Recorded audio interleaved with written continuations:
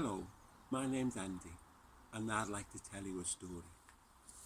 And this story is from Kazakhstan.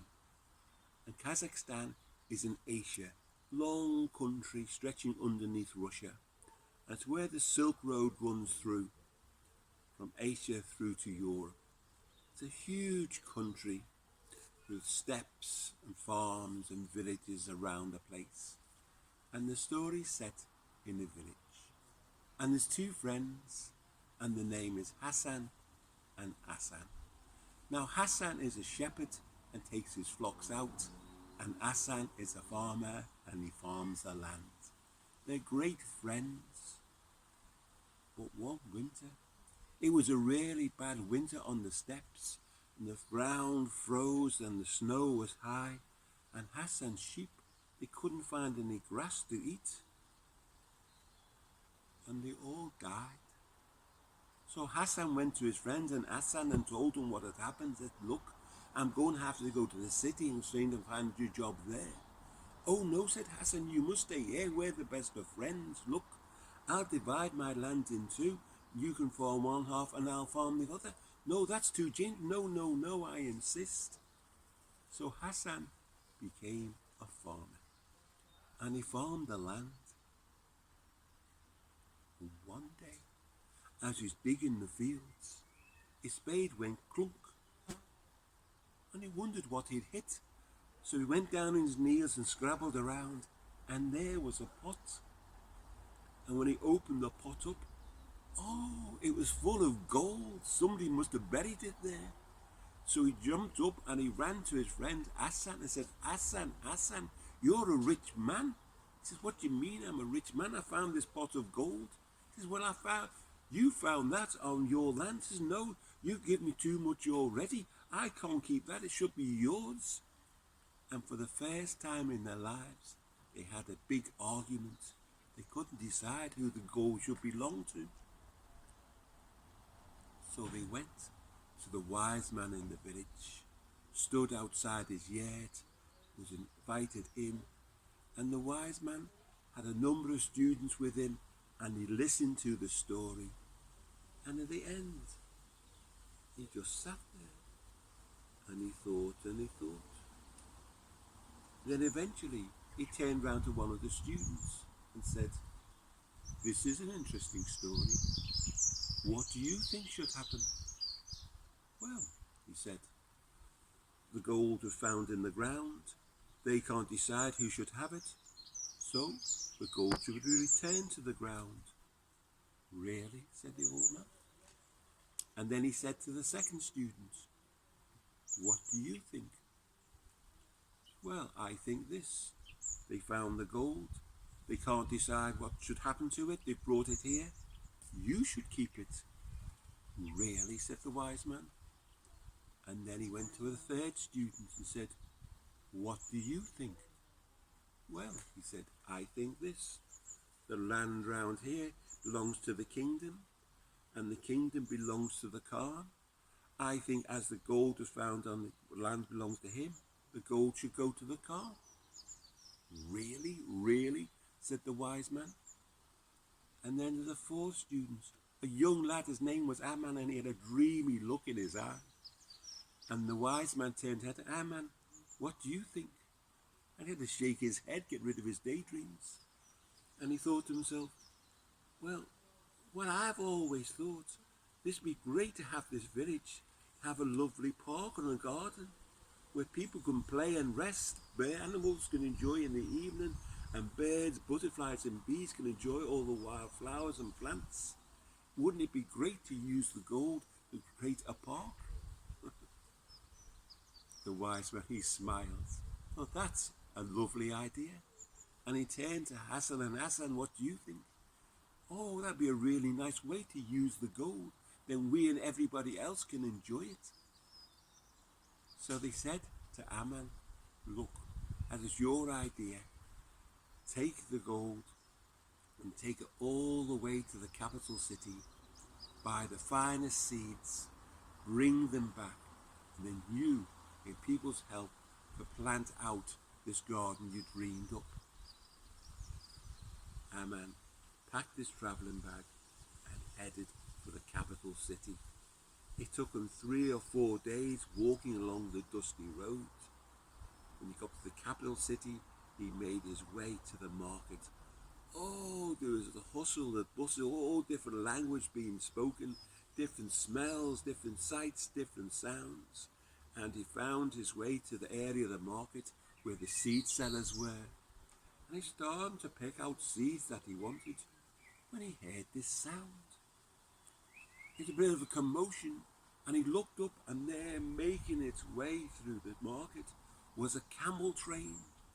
Whole load of camels, and there strapped to each of the camels were cages, and each of the cages were birds, and they were getting bashed about as the camels made their way through.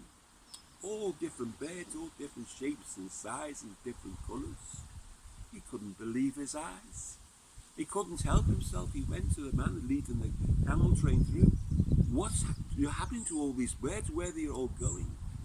Oh, said the camel driver, I spent years collecting these birds. I got them from all different places, from the mountains, from rivers, the marshes. There's all different types here. Some of them are rare, some of them even the last of their kind. And I'm taking them to the Khan, and he will pay me good money. He will eat their flesh, and they'll decorate his palace with their feathers. What? You can't do that, said the young boy. Look, I'll buy them off you. The camel driver, he laughed. Says, you can't afford these. Can't I, said the young boy. And he brought out a pot of gold. And when the camel driver saw that, he realised there's more money in here than the Khan would ever give him.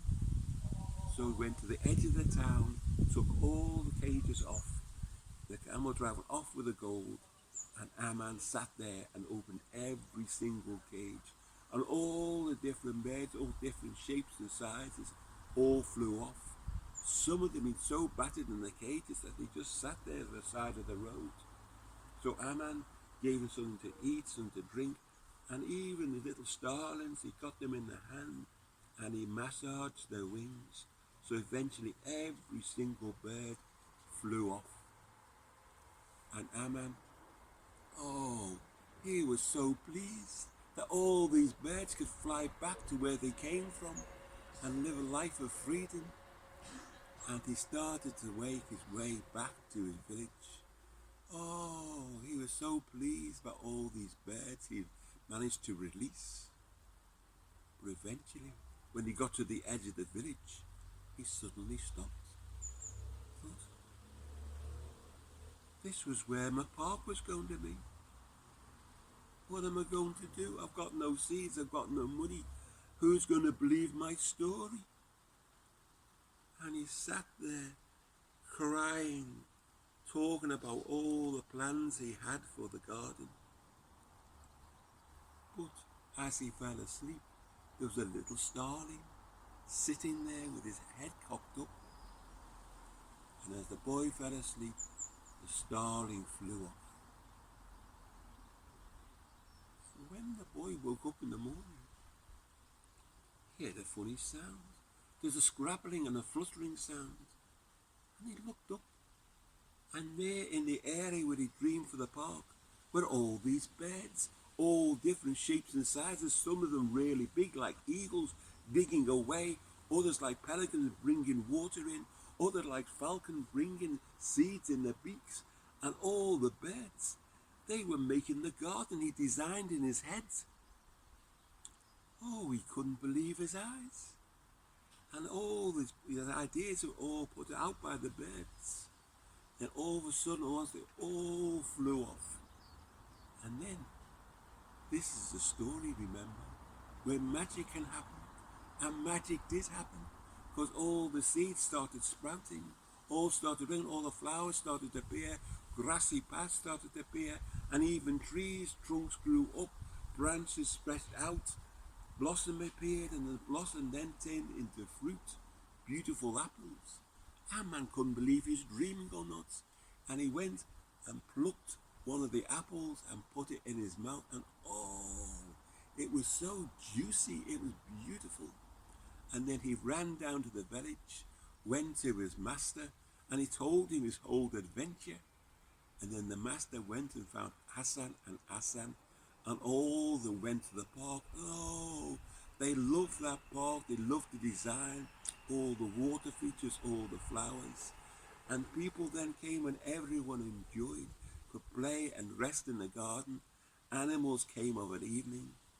And you know what the most beautiful thing was about that park? Was always, no matter time of day you went, there were always birds singing in the trees.